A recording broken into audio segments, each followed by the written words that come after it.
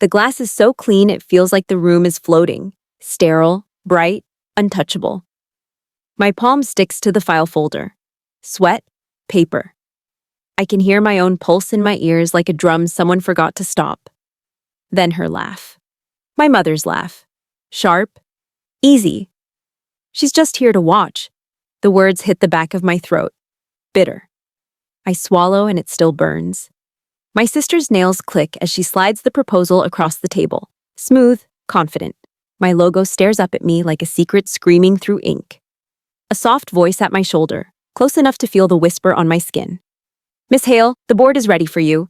Silence detonates. Hale. My last name. Suddenly, a loaded weapon on the air. The door swings open, and the chair at the head of the table sits empty, waiting for me. My knees don't lock, but they want to. The carpet is thick, expensive, the kind that swallows sound and makes you feel like you're trespassing even when your name is on the building. I roll my shoulders back anyway. I learned how to do that holding a baby at 3 a.m., standing in a dark kitchen, rereading invoices while the bottle warmed and my whole body begged to quit.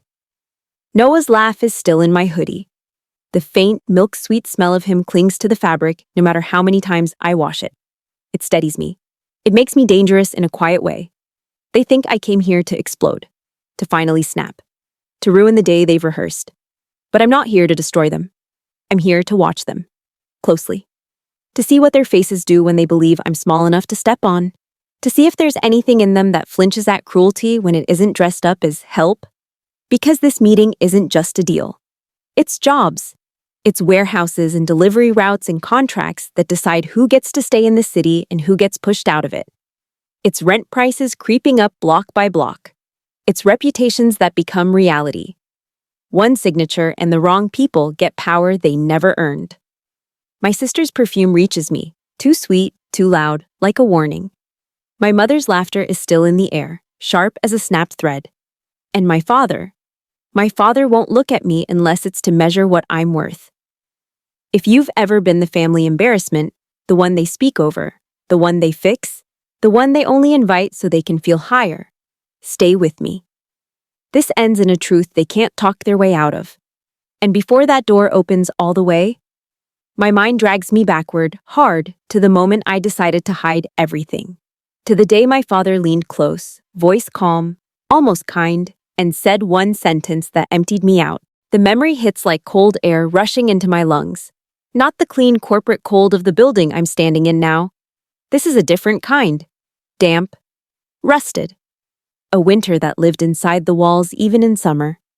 Our street was a row of tired houses with peeling paint and chain-link fences that leaned like they'd given up.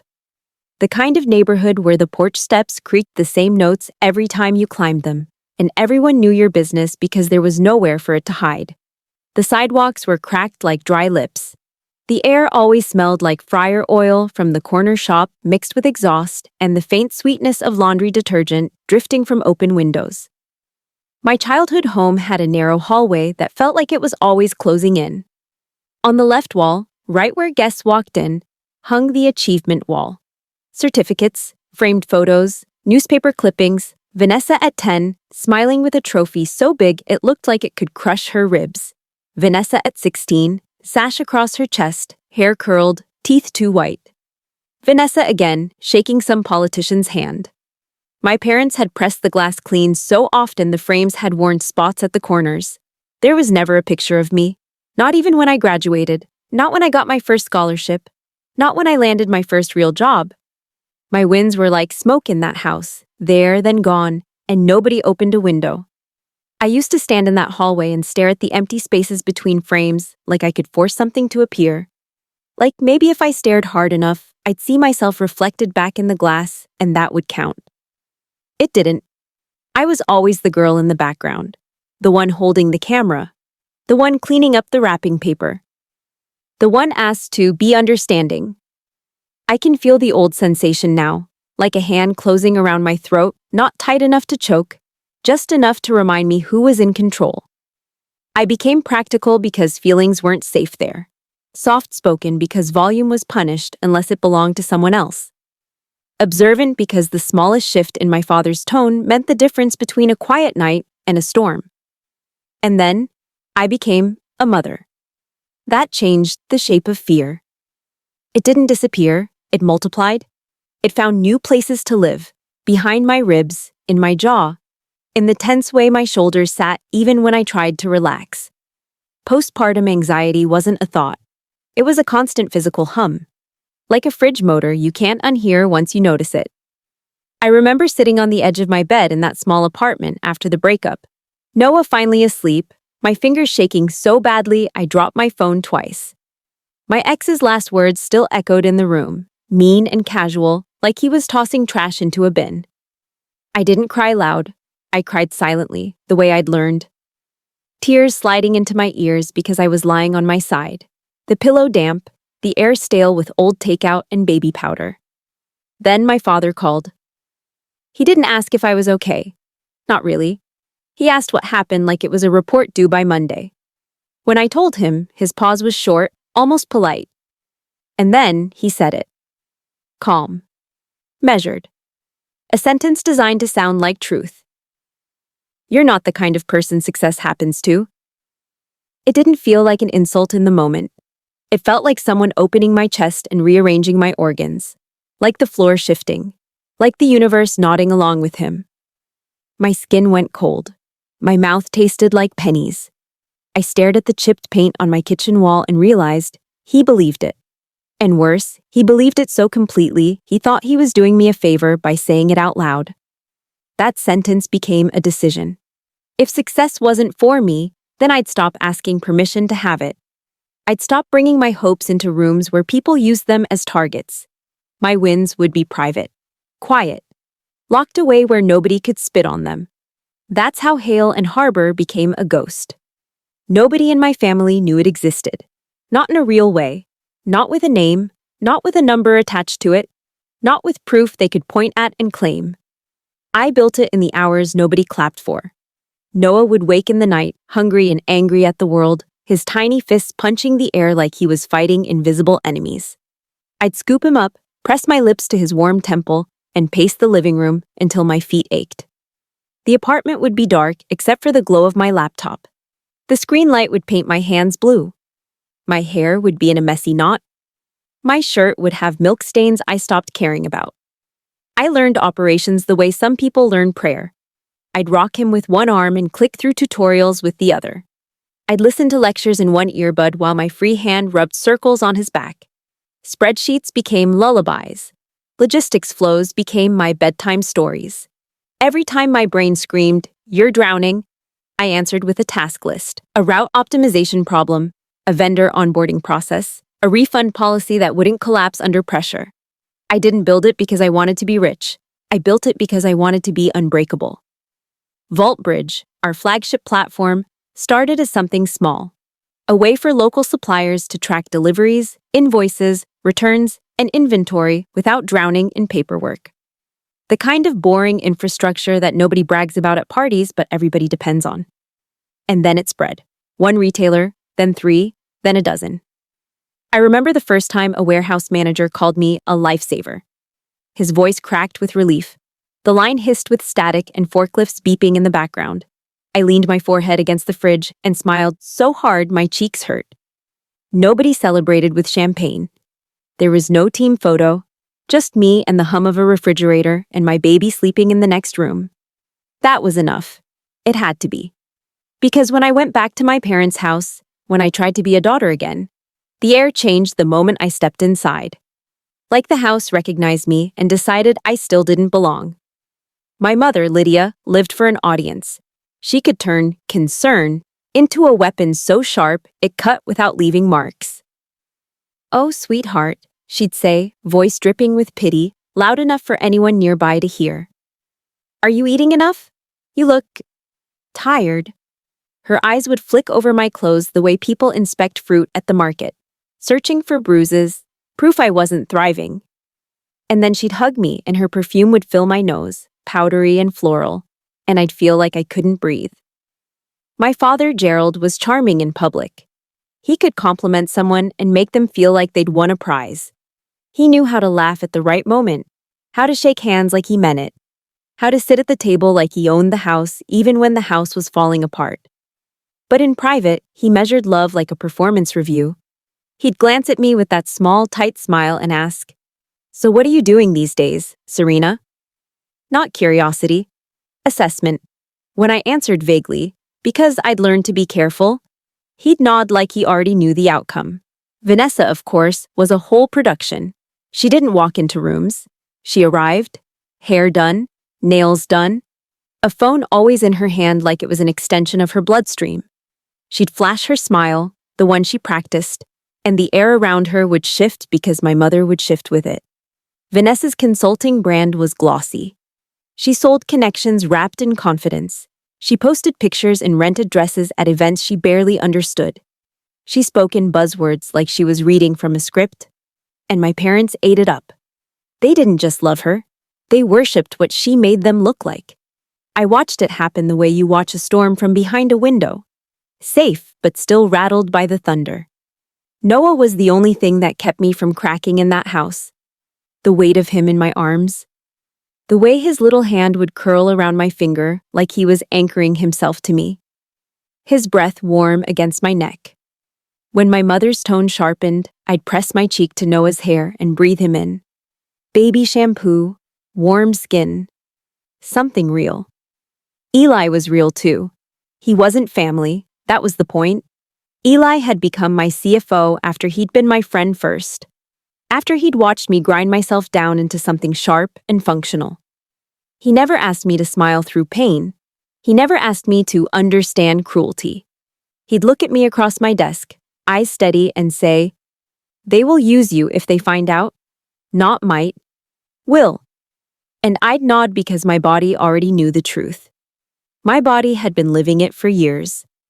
The night of the family dinner, the one that sticks to me like grease, it started with the clinking of cutlery and the thick smell of gravy that had gone lukewarm. My mother had cooked like we were hosting royalty, even though the kitchen was too small and the stove burner barely worked right. The dining room light was too bright. It made everyone's skin look tired. The table was cramped, knees knocking under it. Vanessa sat with her phone propped against a glass, recording herself laughing. My father kept smoothing his napkin like he couldn't stand wrinkles anywhere near his pride. Vanessa announced, "They asked me to come on local TV next week." My mother's face lit up like someone had plugged her into an outlet. "Oh my God, my baby," she breathed, already reaching for her wine glass. "To Vanessa." "To Vanessa," my father echoed, voice proud and loud. Their glasses clinked, the sound was sharp, metallic. It made my teeth ache. I smiled anyway. Because that's what I did. Because if I didn't, my mother would tilt her head and say, "What's wrong, Serena? Aren't you happy for your sister?" As if happiness was a debt I owed. Noah fussed in his high chair, small mouth puckering. I reached to wipe his chin and my sister's eyes flicked to him like he was a stain on her outfit. My mother leaned toward me, voice sweet. "Serena, could you take Noah for a bit? Vanessa needs to focus. This is big." Not asked, assigned. My stomach tightened. I tasted salt. My jaw clenched so hard it hurt. I lifted Noah, his little body warm and squirming, and he pressed his cheek into my shoulder like he already knew where safety lived. Under the table, my phone buzzed. Once. Twice. I kept it face down, but I could feel the vibration through the wood, through my thigh. My heart kicked. Investor update, a contract, something that would have made them choke on their gravy if they knew. I waited until Vanessa was laughing at some story about branding, and my parents were hanging on every word. Then I slid my phone into my palm and glanced down. A message from Eli. Signed, new distribution group onboarded, Vault Bridge expansion approved. My throat tightened. Relief rushed in, hot and sudden, and for a second, I almost cried. Not because I was happy, because I was alone. Because the biggest moments of my life happened under tables while I held a baby and pretended to be small. I tucked the phone away and rocked Noah gently, feeling the steady rhythm of his breathing against my chest. My mother's laughter floated over me. Vanessa's voice rose and fell like a song. I sat there, surrounded by people who shared my blood, and felt like a stranger in my own history. Later, after dinner, when the plates were scraped and stacked and my mother was fussing over Vanessa's outfit for the TV interview, The mail slot clanked. That sound always made me flinch. A metal slap against metal. I stood up automatically, Noah on my hip, and walked to the front door. The floorboards creaked under my feet, a familiar complaint. A thick envelope lay on the mat. Not bills, not junk. Heavy paper, clean edges, a logo embossed in the corner. My stomach dropped before I even read it, like my body recognized a threat before my mind could name it. I flipped it over. My sister's name was on the front. Vanessa Hale. And beneath it, in smaller text, the kind that made the air feel thin. Request for proposal, strategic partnership consideration.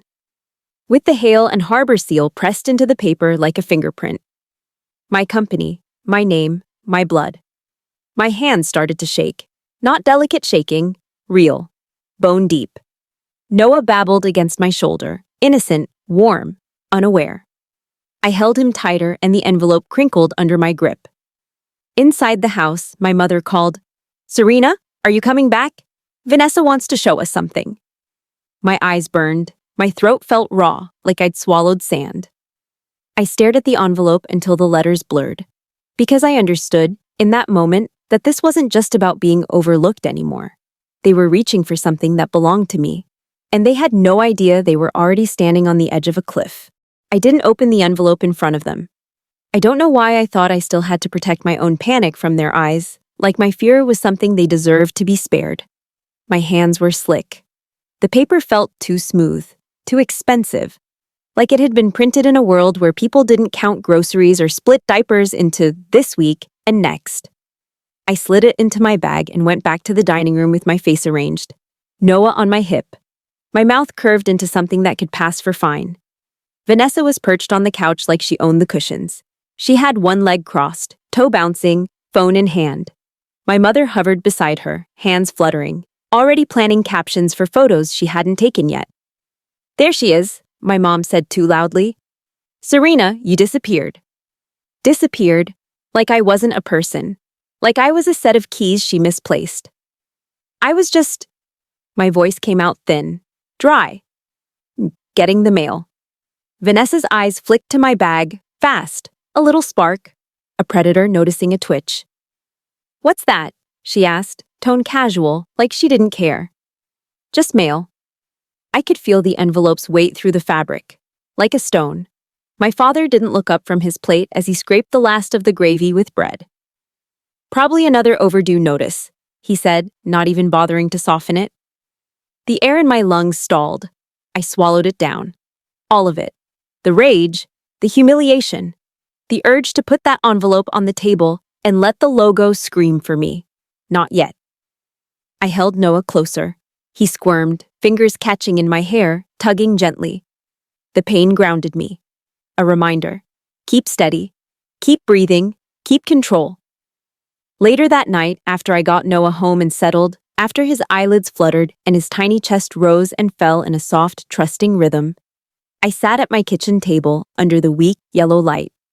The apartment was quiet except for the fridge humming and the far-off siren of a city that never fully slept. My laptop opened with a low whir. The screen glowed like an eye. I laid the envelope flat. My fingertips hovered over the seal. It felt like touching a bruise. I broke it open. Inside, a formal request for proposal. Vanessa's company, Vanessa's glossy little consulting empire, was bidding for a partnership with Hale and Harbor. It was written in corporate language, the kind that pretends you're making neutral decisions when you're really choosing winners and losers. My eyes snagged on one line and stuck. They were asking for Vault Bridge access. Not just a partnership. They wanted integration, back-end visibility, data pipelines. My jaw tightened so hard I heard my teeth grind. And then I saw it. A paragraph describing a new proprietary framework Vanessa claimed her firm developed. An approach to regional distribution for mid-sized suppliers that would increase delivery accuracy and reduce losses through dynamic routing and vendor scoring. My throat went tight. I'd written that, not as a polished proposal, as a messy late-night draft. A brain dump I typed with one hand while Noah slept on my chest, his warm weight making my arm go numb.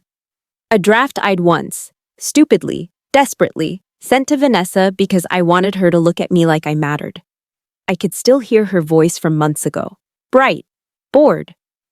Send me that little plan of yours. Just curious. Little God. My fingers went cold on the trackpad. I scrolled again, slower, like maybe the words would rearrange themselves into something less painful. They didn't. The shame hit first. Hot. Immediate. Like someone had poured boiling water down my spine. Then anger followed. Thick. Heavy. A pressure behind my eyes. I leaned back in the chair, and for a second the room tilted. My stomach rolled. I put my hand flat on the table just to feel something solid. So that was it. She couldn't win on merit. So she was going to win by stealing the bones out of my work and calling it hers. And my family, was going to clap for her while I stood in the corner holding my baby like I was a coat rack. The next few weeks were a slow tightening. Vanessa started asking questions. Not directly at first, like she was testing the fence. She would call my mother and say things loud enough for me to hear if I was in the room. Do you know anyone in tech? Like, real tech? Hale and Harbor is so secretive. My mother would sigh dramatically. No, sweetheart, we don't have those kinds of connections. And then, without missing a beat, she'd glance at me like I might have them tucked in my back pocket and was selfishly refusing to hand them over. Vanessa began dropping the company name into conversation like she was already inside it. Hale and Harbor wants innovation. Hale and Harbor expects professionalism. Hale and Harbor doesn't partner with small-time people. Each time she said it, my skin prickled. It was my company, my standards, my work. And she was wearing it like a necklace. I stayed quiet, not because I was weak, because I was counting. I was watching, listening, memorizing the exact shape of their cruelty. It's strange what rage does when you don't let it out. It doesn't disappear, it goes inward. It becomes focus. It becomes a blade you keep tucked behind your ribs. Eli called the morning after I found the stolen framework. His voice was low, controlled. Send me the document. My hands shook as I forwarded it. Not fear, something more humiliating. The tremor of being seen, of letting someone into my pain. A pause. Keyboard clicks on his end, then quietly. Okay. Just that. One word. But it landed like a hand on my shoulder. Steady. Certain. We can prove it, he said. We do it the boring way. Quiet. Audit trail, access logs, email headers, document fingerprints, the things liars forget exist. My lungs loosened a fraction. Won't that... I don't know, I whispered. Won't it make it worse? It already is worse, Eli said, and his tone sharpened for the first time. They're trying to crawl inside your system. Your family is a liability. Don't treat this like a feeling. Treat it like a risk. Risk. That word tasted clean, cold, useful. I repeated it to myself like a mantra in the days that followed. Risk, risk, risk. My mother invited me to brunch. A family reset brunch, she called it. Texted with little heart emojis like she didn't spend her days turning concern into a knife. I almost didn't go. But something in me needed to see what shape this would take. Needed to witness the performance up close. The restaurant she chose had white tablecloths and soft music that made everything feel fake. The kind of place where people spoke quietly but judged loudly. Where waiters smiled too much. I showed up in my plain coat, my hair pulled back.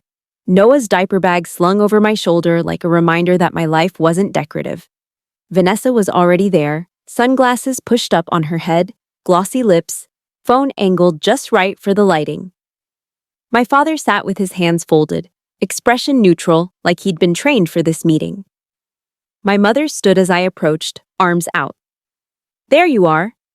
Her hug was stiff. Her perfume punched my nose. I could feel her assessing me even as her cheek pressed mine, my clothes, my skin, the circles under my eyes. We sat. I ordered something cheap without thinking. Old habits, survival math. My mother waited until the waiter left, then her face changed, just slightly. The softness dropped away. So, she began, and the word sounded like a gavel. We need to talk about your future. My stomach clenched. Vanessa's mouth twitched like she was trying not to smile. My father's eyes finally landed on me, and I felt pinned. We're worried, my mother continued, voice loud enough for the table beside us to hear. You're drifting. Drifting. Like I hadn't built a company in the dark while they slept. Like I wasn't holding an entire system together with bare hands. My cheeks warmed. Heat crawled up my neck. I stared down at the tablecloth, at the tiny stitched pattern like it could distract me from the humiliation. I'm not drifting, I said softly.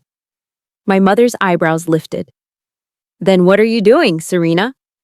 A pause. A trap waiting for my foot. I heard Eli's voice in my head. Don't give them leverage. So I did what I always did. I'm working, I said. Vanessa laughed, a small sound, sharp. At that little job? My hands tightened around my water glass. Cold condensation slicked my fingers. My father leaned forward, elbows on the table. He smiled like a man delivering good news. Actually, he said, we may have something for you. Something for you. Like I was a stray they were deciding whether to take in. Vanessa's eyes glittered. Yeah, she said brightly. I told Dad we should help you get on your feet. My company needs an assistant. Assistant. The word hit like a slap. I felt the sting in my face, even though nobody touched me. My throat tightened. The room seemed to sharpen around the edges. I could hear the clink of plates in the kitchen, the soft laugh of a stranger, the scrape of a chair. My mother nodded, satisfied. It would be good for you. Structure. A real environment. A real environment. As if motherhood wasn't real. As if running an entire operation wasn't real. I stared at them, my vision tunneled. I could feel my heartbeat in my wrists. Vanessa tilted her head, sweetness coating the cruelty. And you'd be close to me. I could guide you, teach you how professionals do things. I tasted bile, the urge to stand up, to slam my hands on the table, to say I'm the one you're begging for. It rose hard and fast. I swallowed it, because shouting would give them the thing they wanted. Proof I was unstable, emotional, small. So I pressed my nails into my palm under the tablecloth until pain bloomed, and I smiled. A thin, careful smile. I'll think about it, I said. Vanessa's eyes narrowed, the smile fading. She didn't like that I didn't collapse with gratitude. She wanted me grateful. She wanted me indebted. The worse they treated me, the more certain they became that I couldn't leave, that I couldn't fight. Because they thought I had no leverage. That's what people do when they believe you're trapped. They stop pretending. They show you their real face. And mine stayed calm, even as something inside me hardened into steel. A few days later, there was a family party. Some cousin's engagement, a rented hall, balloons too shiny, music too loud. The air smelled like cheap perfume and sweet cake. Noah wasn't with me. He was with a babysitter for the first time in months, and the empty ache in my arms made me feel raw, exposed. Like I'd forgotten my armor. Vanessa floated through the room like she was famous. She posed for photos, loud laugh, chin lifted. My mother followed her like a shadow, beaming. When I walked in, conversations dipped, just for a moment, and then flowed around me like water around a rock. Vanessa spotted me and waved, performing. Serena! Heads turned. I walked toward her, smile fixed. She looped an arm through mine like we were close, like she hadn't just offered me a job as her assistant. This is my sister, she announced to a group near the bar. She's between things right now. Between things. Someone laughed. Not loud. Just enough. My cheeks burned. My ears rang. A camera flash popped. White light, brief blindness. Smile! Someone chirped. I smiled. My mouth hurt from it. My face felt like it might crack. In my hand, my drink was too cold. Ice bumped against the glass with each tiny tremor of my fingers. The condensation ran down and made my palm slippery. My phone buzzed. I glanced down. Baby monitor app. A notification. Noah stirred. And right then, another buzz. Investor call. My stomach dropped.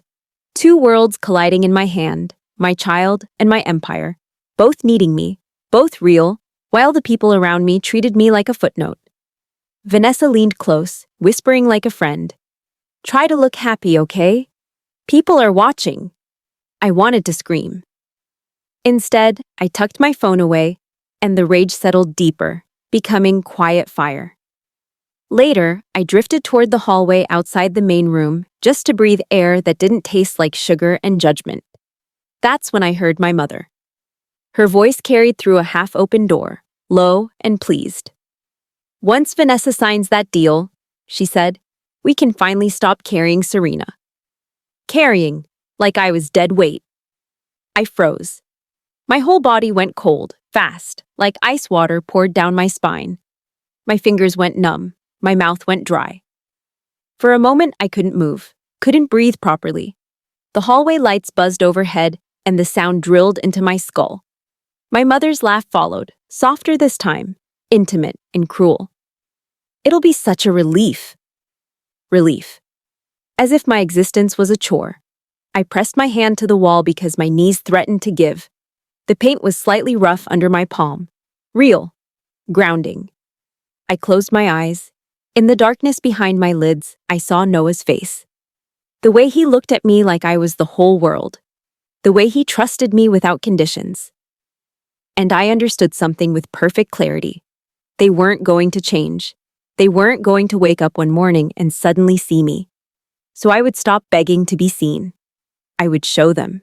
Not with shouting, not with tears, with truth. The kind that leaves people speechless. The kind that can't be unheard once it lands. I opened my eyes. My breathing slowed. My rage didn't disappear. It organized itself. And somewhere deep inside me, the plan began to form. Quiet as a door clicking shut. The first time I see my name on something I didn't sign, my body reacts before my mind can. Heat rushes up my neck. Then it drains out, leaving my skin cold and prickling, like I've been caught standing barefoot on ice. I'm in my apartment. The living room lamp is on, but it feels dim, like the light is tired. Noah is on the rug with his soft blocks, babbling to himself, chewing on the corner of a plush toy like it's the world's most important job. Every few seconds, he looks up at me with that open, trusting face, and my chest aches with how much I love him. My phone buzzes. One email from a bank I don't use. My thumb taps it anyway. Congratulations on your pre-approval? I blink. Once, twice. The words don't change. A pre-approval notice. For a loan. My name printed cleanly at the top, Serena Hale, like it belongs there. Like I asked for it, like I agreed. My stomach drops so fast it's almost dizzying. I scroll, the numbers swim. I press my tongue to the roof of my mouth, trying to steady myself. My heartbeat is loud, uneven, like it's trying to climb out of my ribs. There's a section for co-signer information. And there it is. Gerald Hale, my father. The room shrinks. I can hear Noah's toy hit the floor. A soft thump. The sound comes from far away, like I'm underwater. My fingers go numb around the phone, but I can't let go of it. It feels like if I drop it, the whole thing becomes real in a way I can't contain. My father tried to co-sign a loan in my name, without asking, without telling. And he could only do that if he had what he needed, my personal information, my documents, my history. My temporary stay at their house flashes through me like a cutscene I never wanted to watch again. Those months after the breakup, when I thought I was safe there. When my mother insisted, she needed copies of everything for your files, for emergencies. Because you're overwhelmed right now, honey. When I was too exhausted to fight and too desperate to believe I still had a family. I remember the sound of the printer, the warm sheets sliding into the tray. The way my father's eyes didn't quite meet mine when I handed over paperwork. I remember thinking, they're helping. I remember being grateful. My throat tightens so hard it hurts. Mommy? Noah's voice is small, curious. He's staring at me with his toy paused mid-air. He can feel the shift. He always can. I force a smile that feels like stretching skin over broken glass. I'm okay, baby. My voice doesn't match my face. My body knows I'm lying. I kneel beside him, hands shaking as I smooth his hair, as if touching him will anchor me back into a world where people don't do this to their own daughters. My palm is too cold against his warm head. He leans into me. Trust. Pure trust. Something in me snaps, not loud, not dramatic, quiet, final. It isn't just fury, it's violation. It's the sick realization that my father's hands have been in my life like a locksmith, testing doors, keeping copies of keys, waiting for the moment he could let himself in. And then the fear comes. A darker, heavier thing. If this goes through, if my name is attached to debt I didn't choose, what happens to Noah? What happens to our apartment, to daycare, to doctor bills, to the fragile little stability I bled to build? My lungs won't fully expand. I sit back on my heels and stare at the email until my vision blurs. I realize I've been holding my breath. I inhale, it shudders. I open my contacts and hover over my father's name. The screen glows, bright and indifferent. I could call him, I could scream, I could demand, accuse, finally let years of swallowed pain erupt like a fire alarm. But even imagining his response makes my stomach twist. He'd laugh softly. He'd sigh like, I'm difficult. He'd say, Serena, calm down. It was just paperwork. I was trying to help the family. Help the family. That's always the phrase. The magic spell that turns betrayal into duty. I don't call. I forward the email to Eli instead. My fingers are clumsy. My hands won't stop shaking. 2 minutes later, he calls. His voice is crisp, tight. Serena, tell me you didn't authorize that. I didn't. The words scrape out of my throat. I didn't even know. A pause. I hear him breathing, controlled. Like he's counting to keep from saying what he wants to say. Okay, he says finally. Listen to me. We're shutting it down. Today. You're going to file a fraud alert. Freeze your credit. We'll have legal draft a notice. No emotion, paper. Paper. The word settles me, cold, solid. Eli, I whisper, and my voice breaks on his name. I hate that. I hate sounding fragile. I know, he says, softer now. I know what it feels like, but right now, move. I stand up, legs stiff. The room tilts again. My hands move like they're attached to strings. I scoop Noah into my arms and he clings to my shoulder, his little fingers fisting the fabric of my shirt. I do the calls, the freezes, the reports. Each step is a small humiliation. Each press one for feels like another reminder that my identity can be stolen by the person who gave me my last name. By the end, my jaw aches from clenching. Night falls while I'm still sitting at the table, Noah asleep in the bedroom. The apartment is quiet in that thin way, like the silence is listening. I stare at the wall. My mind keeps trying to soften them, to wrap their actions in excuses. They're just misguided, they're old-fashioned, they don't know better.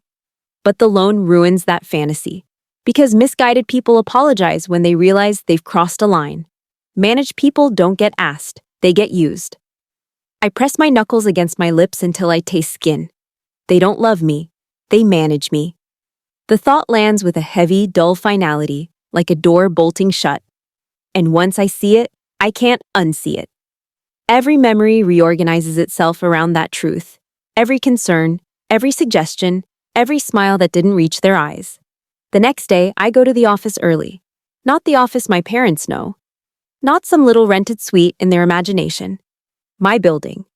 Our headquarters sits in a part of town that still smells faintly of old industry. Brick warehouses turned into glass-fronted spaces, murals on concrete, rainwater in potholes reflecting neon signs. I park in the underground garage. The air down there is cool and smells like rubber and cement. My footsteps echo. My keys jingle in my fist like tiny bells. The elevator ride up is silent except for the soft whir of cables. When the doors open onto my floor, the hallway is empty. The lighting is low, motion sensor soft. The kind of quiet that makes you feel like you're inside a sleeping animal. I walk through the office after hours like I'm walking through the inside of my own mind. Desks, neat and clean, screens asleep, a few mugs left by the sink, a jacket draped over a chair. Proof that people work here. Real people with mortgages and kids and tired eyes who trust this company to keep paying them. The lights hum overhead, a faint electrical buzz that gets under my skin. Outside the floor-to-ceiling windows, the city is drenched in rain. Drops streak the glass in long lines, turning traffic into smears of red and white. I stand there and let the view press against me. This is what's at stake. Not just my pride. Not just the petty satisfaction of a reveal. Jobs, stability, people who don't deserve to get caught in my family's hunger. If I reject Vanessa outright, my parents will spin it. They'll call me jealous, bitter, unforgiving. They'll cry to relatives. They'll rewrite reality until it fits the story where they're the victims and I'm the problem. And people will believe them because people love simple villains. I can't hand them that. The truth has to stand on its own. Receipts. In a room where they can't interrupt. Where they can't charm. Where they can't pretend they didn't say what they said. A boardroom. Recorded minutes. Compliance present. Neutral faces. Documentation. I pull out my phone and schedule the pitch meeting to be held here, our HQ, under a formal review. I set the date, the time, the agenda. My thumb hovers over the final confirmation like I'm signing my own heartbeat. Then I tap. Done. A strange calm washes over me, thin but steady.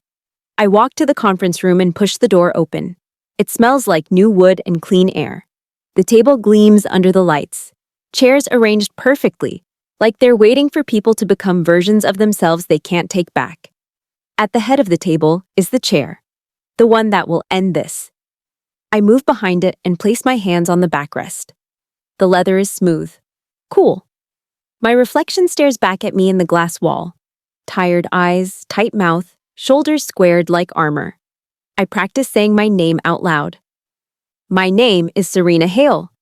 The words sound unfamiliar in this room, like I'm borrowing someone else's power. I say it again. And again. Each time, it fits a little better, like a coat warming to my body. A notification pings. I check it, expecting Eli. Compliance. Something safe. Instead, it's a forwarded message from my assistant, subject line flagged, uneasy. FYI. Someone called asking about executive identity. Wouldn't provide credentials. My stomach tightens. Vanessa. Of course, Vanessa. She's not just pitching, she's hunting. A reputation consultant, Eli later calls it shady, aggressive, the kind of person who sells truth for money and calls harassment research. They start reaching out to my staff, asking leading questions, fishing for a name, a face, a weakness. I can feel it like pressure in the air, like something circling the building. Days pass with that tightness living under my skin. I sleep lightly. I check locks twice. I keep my voice calm on calls, but my body is always braced, ready for impact. Then, on a gray morning, my phone buzzes while I'm walking from the garage to the elevator. I'm holding a coffee that's too hot. The lid presses into my thumb. The smell is bitter and grounding. The message is a screenshot. A photo. Me, entering the building. Head slightly down, coat collar up against the cold. One hand on the door handle, taken from far away. Cropped, like evidence. Underneath it, a single line of text. This her? My throat closes. The coffee in my hand suddenly feels like nothing. The elevator dings behind me, doors sliding open like a mouth. And I stand there, photo burning my screen, rain tapping somewhere above, my heartbeat punching hard, knowing the hunt has found my shadow. And the boardroom day is coming fast. The photo sits in my messages like a bruise you keep pressing to see if it still hurts. It does. Every time. My thumb hovers over it, then retreats. My skin feels too tight, like my body is wearing itself wrong. The office around me keeps breathing. Air vents whispering, fluorescent lights humming softly, while my mind runs in tight circles. They're looking for me. Not because they care, not because they miss me. Because I'm in the way. I sit at my desk and force my hands to become useful. Paper, proof, procedure. If I let this turn into emotion, I lose. Not because they're stronger, because they're louder. Because they've had years of practice making me look dramatic anytime I try to protect myself. So I make it boring. I make it airtight. First, evidence. I open a folder, then another. Digital trails, timestamps, the cold comfort of numbers that don't care about tears. Eli's collected everything like a careful, relentless animal. Email headers, file access history, revisions, downloads, the stolen framework, the copy-paste pattern that matches my original draft like a fingerprint. The email thread where Vanessa asked for my little plan, and my reply.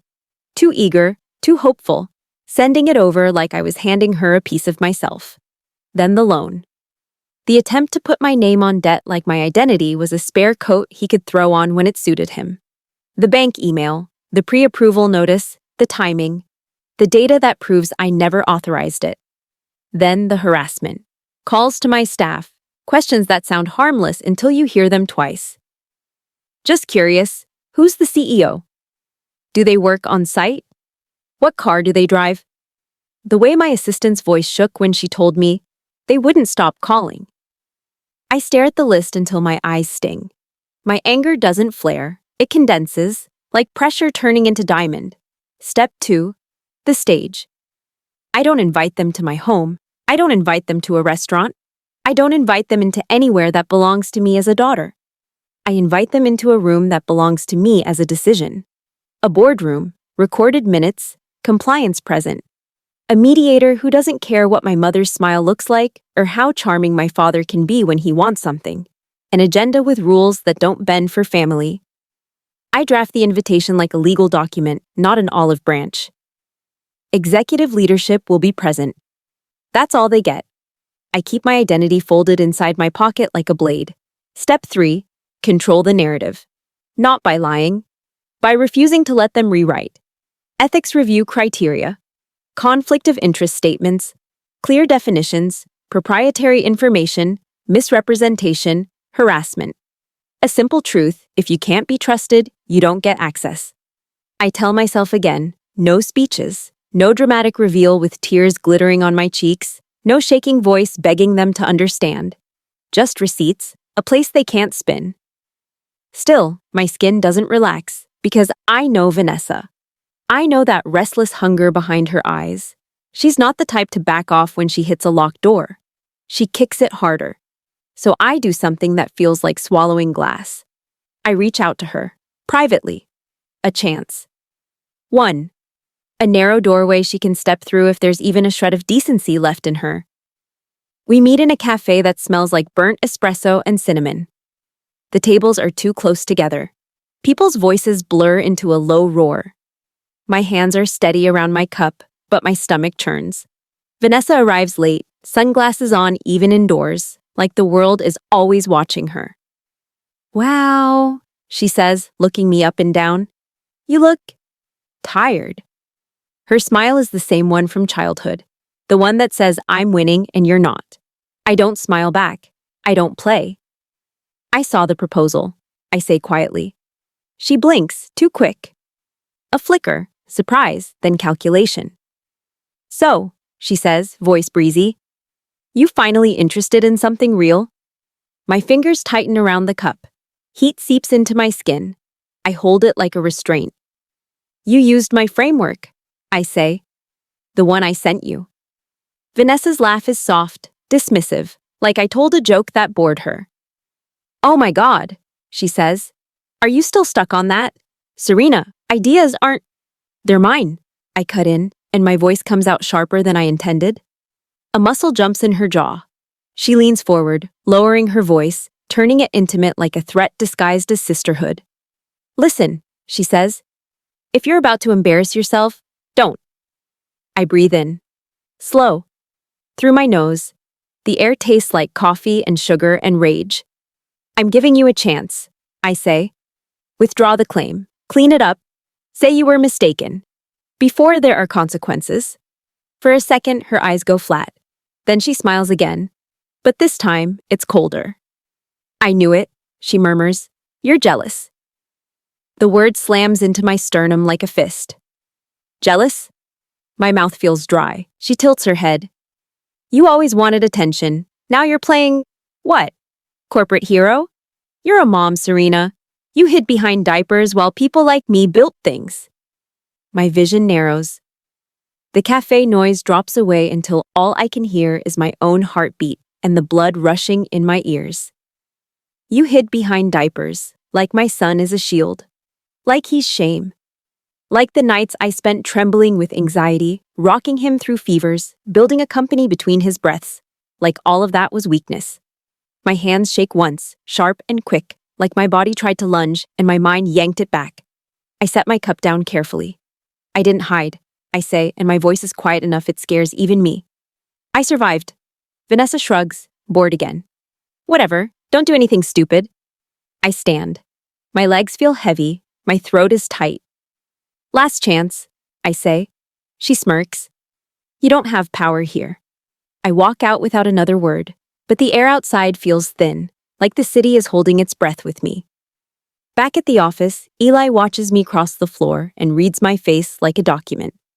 She won't, I say before he even asks. Eli's mouth tightens. Then we proceed. Proceed. God. The word feels like walking forward in a storm. Days compress. The meeting looms like a wall. And my family keeps tightening their grip, like they can sense something is slipping away. My father calls. Serena, he says warmly, too warmly. Your mother and I just want to make sure you're being supportive. Supportive, like a leash word. Like a command. Of course, I say, and my voice is neutral, empty. He continues, practiced. Our family values loyalty. I almost laugh. Almost. Because while he says it, I can picture the bank email. His name beside mine. The audacity of calling betrayal loyalty as long as it benefits him. I don't challenge him. I let him talk. I let him build the lie higher. Let him bring more rope. Vanessa sends updates through my mother, like I'm a child who needs to be looped in. She's so busy, Mom says, voice bright. She can barely sleep. This deal is going to change everything. Change everything. Yes, it will. Then comes the pre-meeting lunch. My mother insists. Of course she does. She can't let a major moment happen without staging a smaller one first where she controls the lighting. She chooses a restaurant with cloth napkins and water glasses that never empty. The kind of place where the chairs are too stiff and the mirrors make everyone look thinner. We sit. Vanessa talks non-stop about the pitch, the numbers, the strategy. She says we a lot. She says my model like it's a jewel she polished herself. I chew my food slowly, barely tasting it. My stomach stays clenched. My mother keeps watching me, scanning for weakness like it's a sport. When the check comes, she reaches for her purse with a theatrical little gasp. Oh no, she says. I know that tone. She pats around inside the purse, slow, almost lazy. I must have left my wallet, she says, eyes wide, innocent. Gerald? My father frowns, then pats his pockets. A show. A performance. Mine's in the car, he says, already looking at me. Their eyes land on me at the same time. Expectation, pressure, the old trap. Serena will fix it. I feel my face heat. Shame tries to rise, automatic, trained. Like my body wants to apologize for existing. Then something steadier takes its place. I reach into my own bag. My fingers brush the edge of a card. Smooth plastic. Ordinary looking. No flashy logo, no gold trim. Just a simple company card tied to an account big enough to swallow this restaurant whole. I lay it on the check holder calmly. No hesitation. No panic. My mother's mouth twitches. She wanted me scrambling. She wanted me sweating. She wanted to watch me break. Instead, I sit back and sip my water like I paid every day. The waiter takes the card without blinking. My mother forces a smile that doesn't reach her eyes. She leans close, whispering, How did you? Don't worry about it, I whisper back, softer. Her eyes narrow, but she covers it with a laugh. Vanessa doesn't notice. She's too busy talking about herself. When we leave, my mother brushes my arm lightly, like a cat marking territory. Wear something decent to the meeting, she says. Don't embarrass us. The text comes later, too, as if she needs it in writing. Wear something decent. Don't embarrass us. I stare at the screen. My thumb hovers over the keyboard. 100 replies flare and die. I lock the phone. At the office, the near fail almost takes me out at the knees. We're in a preliminary internal review. Me, Eli, compliance, 2 board members. The room smells like coffee and printer toner. The air is cool, controlled. One board member flips through the numbers and nods, impressed. Honestly, he says, their projections are strong. This partnership could be profitable. My stomach drops so hard I feel it in my fingertips. For a heartbeat, panic flashes, hot and bright. The fear that all my careful planning won't matter, that the truth won't matter, that money will win anyway.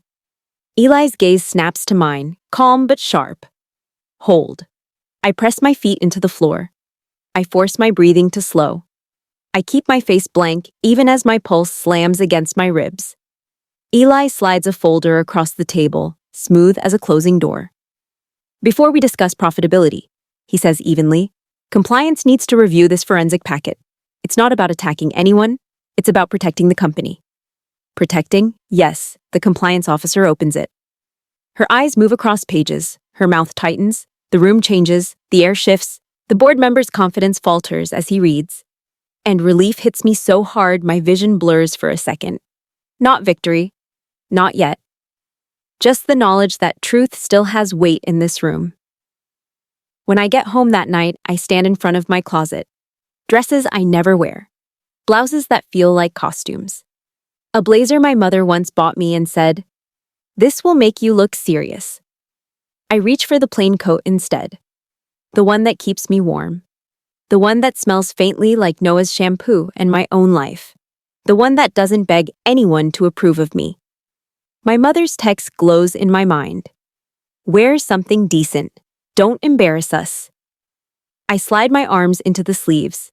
I look at myself in the mirror. Tired eyes, set mouth. A woman who has been underestimated like it was tradition. I whisper my name once, just to feel it steady my bones. And then I turn off the light.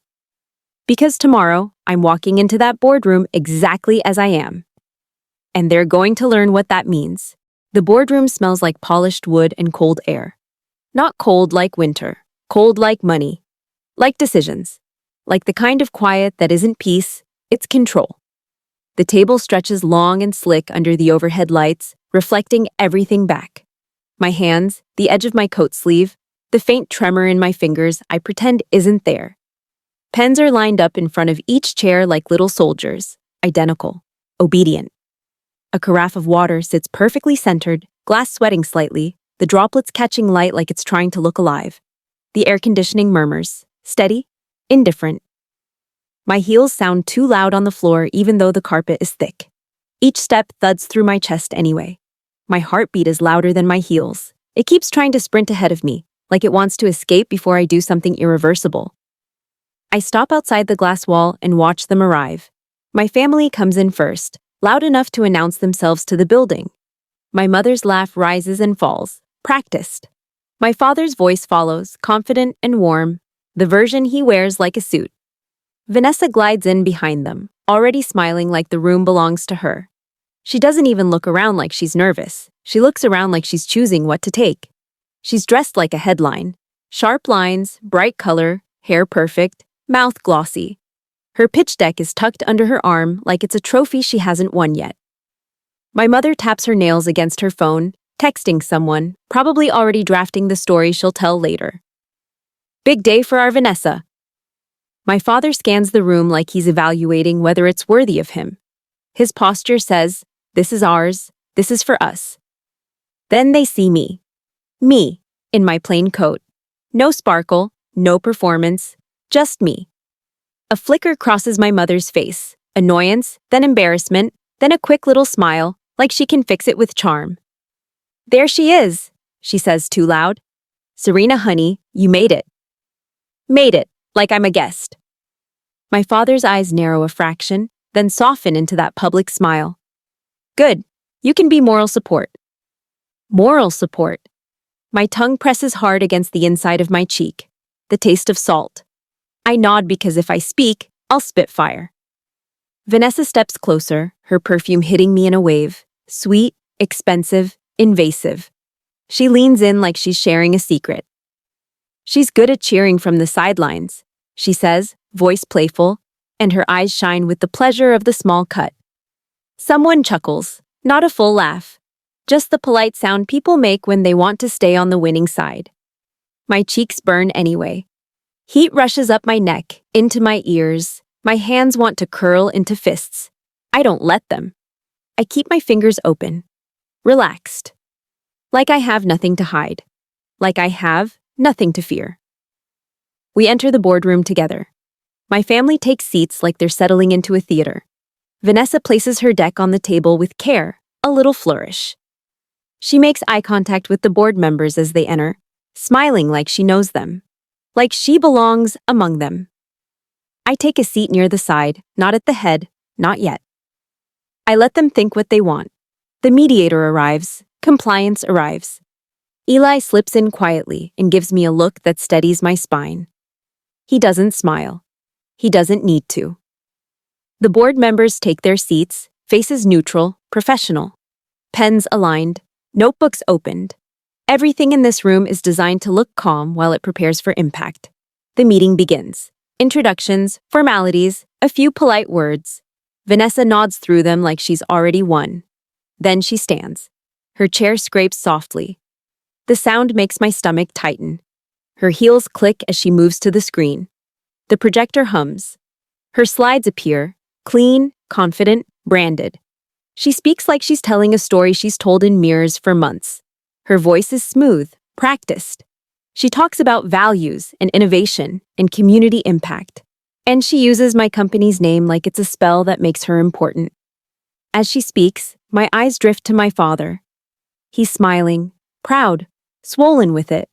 He looks at her like she's sunlight. My mother dabs at the corner of her mouth with her napkin, composed. She glances at me once with that little satisfied tilt, as if to say, "See? This is how you should have turned out." The old shame tries to crawl back into my throat. I shove it down. Vanessa flips to the slide with the framework, my framework, now wearing her logo and her language. The sight of it makes my stomach twist. It's like seeing a stranger wearing your skin. She explains the model with flourish. Charts, arrows, buzzwords. Her finger taps the screen for emphasis, a confident rhythm. And I let her. I let her walk deeper into it. Then, when she finishes her big solution, she turns toward the table, smiling, eyes bright, waiting for applause. Silence holds for a beat. I feel it in my bones. The board chair nods. "Thank you, Miss Hale. We'll move to questions." Vanessa's smile widens. She thinks Hale means her. She thinks it's her name being honored. She sits, crossing her legs, relaxed, already imagining the handshake photos. I raise my hand slightly. Not dramatic, just present. A few heads turn toward me, surprised to see the moral support speak. Vanessa's brow furrows. My mother's mouth tightens. I keep my voice level, calm, almost gentle. On slide 12, I say, you mentioned vendor scoring based on late delivery variance. Can you explain what baseline dataset you use to calibrate the variance thresholds? Vanessa blinks, once, twice, a pause too long. She recovers with a laugh that doesn't sound like laughter. It's industry standard, she says. I nod slowly. Which standard? Her eyes flick down to her deck, like the answer might be hiding in the pages. She clears her throat. There are several. I don't move. I don't smile. Another question, still calm. On slide 14, the model assumes a certain percentage of returns due to mispicks. What operational definitions did you use to separate mispicks from supplier defects? Vanessa's mouth opens, then closes. Color rises in her cheeks. Her perfect composure cracks at the edges. She starts talking faster. She tosses out vague phrases. We accounted for variables. We ran simulations. I tilt my head slightly, like I'm truly curious. Like I'm not holding a blade. What simulation method? I ask. Monte Carlo, discrete event? Vanessa's eyes flick to my father, a silent plea. He doesn't understand the words, but he understands the threat. His smile falters. The room is still. The air conditioner hum is suddenly loud, like a witness. Vanessa swallows. I see it, her throat bobbing. Her hands grip the edge of the table. She's drowning in shallow water. I ask one more question, softer than the others. When did you develop this framework? Vanessa exhales a laugh. Over the last year. I don't react. I just look at her. Because I know the truth. I know the exact night I wrote it, Noah on my chest, laptop balanced on my knees, tears drying on my cheeks, determination clawing its way through exhaustion. I know the timestamp. The compliance officer speaks before I do. Thank you, she says, voice professional, neutral. She opens a folder. The sound of paper sliding out is so quiet it feels like thunder. We conducted a forensic review of the materials submitted. She continues, and Vanessa's posture stiffens. This includes document creation metadata, revision history, and access logs. My mother's face drains slightly. My father blinks hard as if he misheard. The compliance officer lays out the evidence with the calm cruelty of facts. Document fingerprints, identical phrasing patterns, the original file trail, the email headers showing the transfer of the draft from my address to Vanessa's. The timeline that proves her development claim is impossible. Then the attempted loan paperwork. My father's name appears on a printed page, crisp and undeniable. I watch him read it.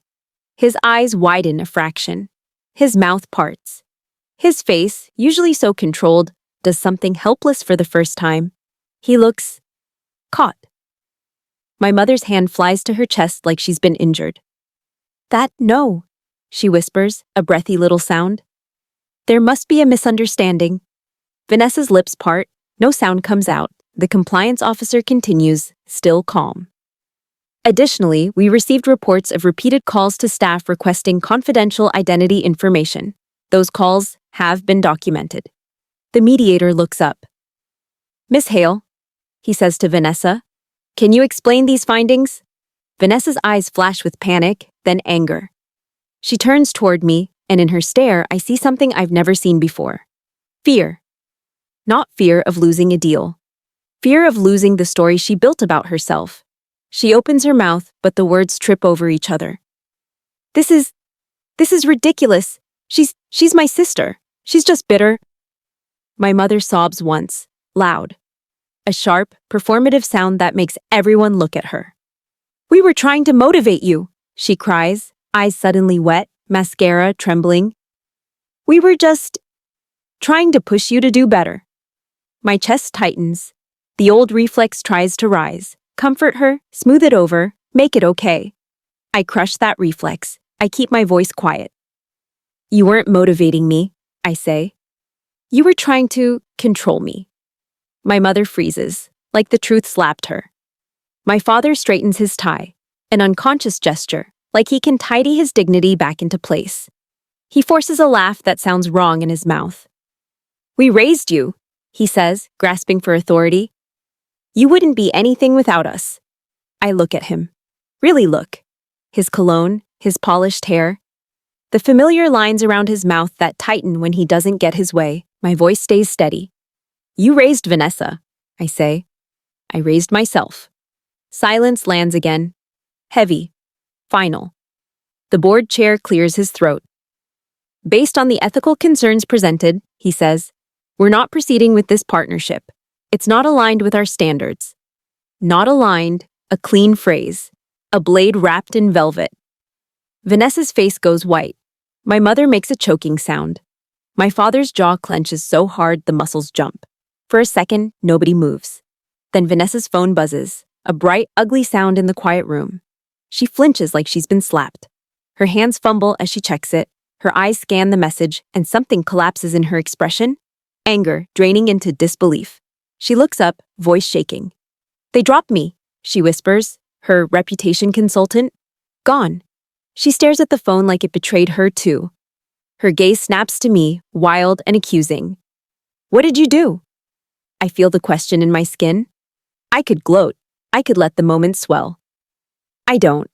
I lean forward slightly, hands resting on the table like I'm about to begin the real meeting. I didn't do anything, I say quietly. Your choices did. Then I slide a second document across the table. Not toward my family, toward the board. A community initiative grant. Funding for local businesses, training programs, affordable logistics access. A way to keep the city from paying for my family's greed. A way for people who actually work, who actually build, to benefit. The board chair reads it, eyebrows lifting. The mediator nods slowly. This is separate from the partnership review, I say, voice calm. Open to qualified applicants, with one condition. Businesses flagged for theft or unethical conduct are excluded. I don't look at Vanessa when I say it. I don't have to.